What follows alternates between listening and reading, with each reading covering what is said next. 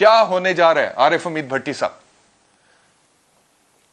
بسم اللہ الرحمن الرحیم. احتشام چلیں وہ جو قابل احترام ہے. میرا اور آپ کا تو غصہ نہیں ہے.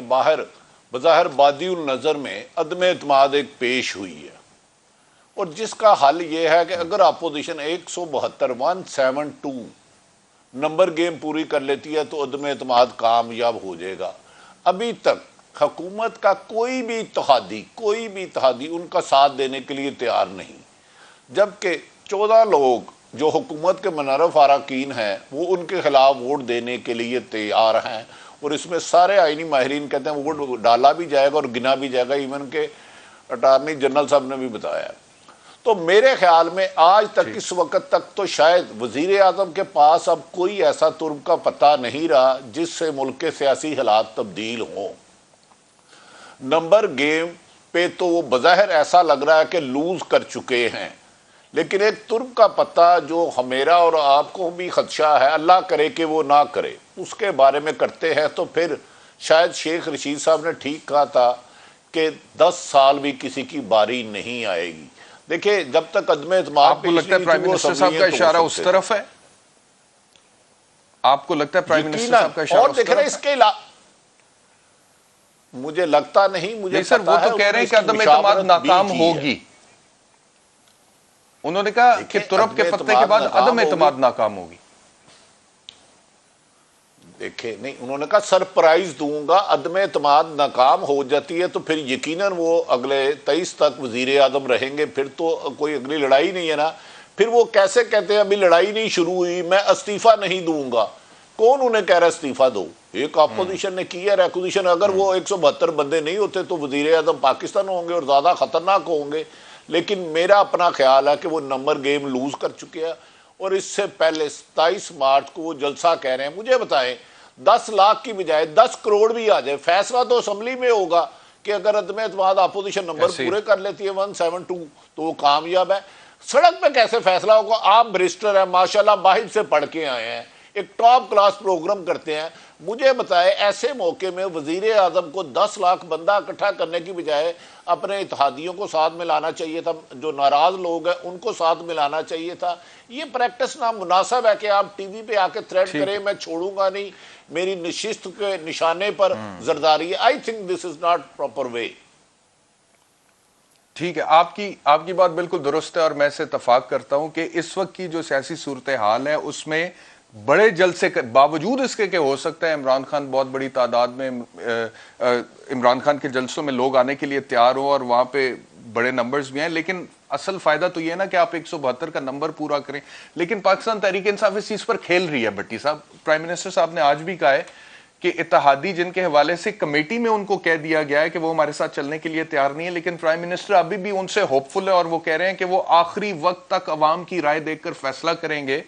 اور بابر اعوان صاحب کیا کہہ رہے ہیں؟ وہ تو ترکی کے ساتھ پاکستان کو ملا رہے ہیں اور رجب طیب اردگان صاحب کے ساتھ عمران خان صاحب کو ملا لیں. ذرا سن لیں کیا کہے بابر.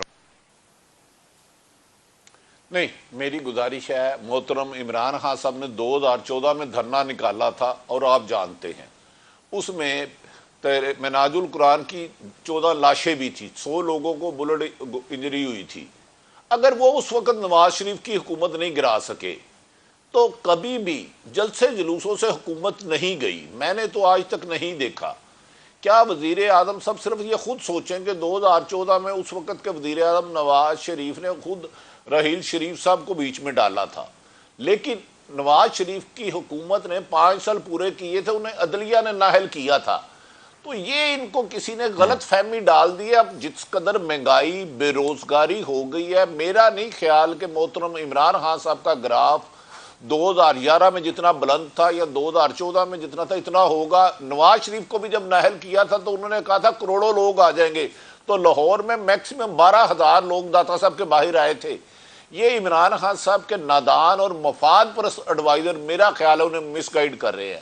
انہیں اس آئینی طریق کو عدم اعتماد کو نمبر گیم میں ناکام کرنی چاہیے تھی بجائے یہ دعویٰ کرنے. اچھا بھٹی صاحب مجھے یہ بتائیے گا، اب مجھے یہ بتائیے گا بھٹی صاحب ہوا کیا ہے؟ مطلب کہ چیزیں عام آدمی کے لیے بڑی سموتھ چل رہی تھیں. عمران خان صاحب 1 پیج، اپوزیشن ساری جو ہے وہ تل ملا رہی تھی، فرسٹریشن کا شکار تھی، اور پی ٹی آئی تو کہتی تھی کہ 2023 میں بھی یہ پرائم منسٹر 2028 تک ہمارے پاس ہے حکومت. یہ ہو کیا گیا ایک دم؟ اور 27-28 کو اگر تحریک عدم اعتماد کامیاب ہوتی ہے تو ہوا کیا؟ پین ہویا کی سی؟ وہ جو سوال ہے. دیکھیں یہی سوال ایک سب سے اس وقت ٹو دی پوائنٹ ہے. آپ کو یاد ہوگا جب اپوزیشن جماعتوں نے پی ڈی ایم بنائی، اس میں 11 جماعتیں تھیں، پاکستان پیپلز پارٹی بھی تھی. انہوں نے پورا زور لگایا، پورے پاکستان میں جلسے جلوس کیے، لیکن عمران خان کی حکومت کو وہ نہیں گرا سکے.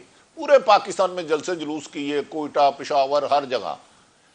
پچھلے سال وزیر اعظم عمران خان صاحب میری نظر میں جو ایک پیج تھا، ایک پوسٹنگ پر ناراض ہو جاتے ہیں اور سخت نالاں ہو جاتے ہیں. ان کی خواہش ہوتی ہے وہ بندہ نہ رہے، وہ اکتوبر میں ایک اپوائنٹمنٹ ہوتی ہے اور اس کو جان کے ڈیلے کرتے ہیں کہ بعض جو نیوٹرل ادارے ہیں نا، ان کی ہسٹری ہے کہ وہ ڈسپلن پہ چلتے ہیں، ان پر من پسند پوسٹنگیں نہیں کروائی جاتی. وہاں پروموشن بھی میرٹ پہ ہوتی ہے 100 ٹائم اور ٹرانسفر پوسٹنگ بھی.